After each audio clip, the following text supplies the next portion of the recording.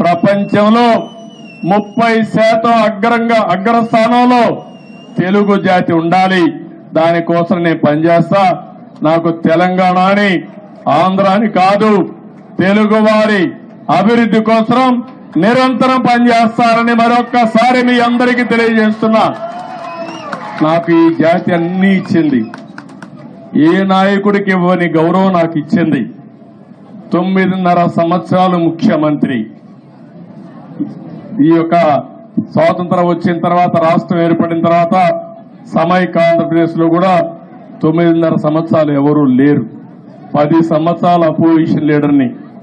నా రికార్డు ఇంకెవరూ బ్రేక్ చేయడానికి కూడా అవకాశం లేదు. ఇది 2 రాష్ట్రాలుగా విడిపోయింది కాబట్టి. అలాంటప్పుడు ఒకటే నేను ఆలోచిస్తున్నా, మళ్లీ నాకు పునర్జన్మ అంటూ ఉంటే తెలుగు గడ్డ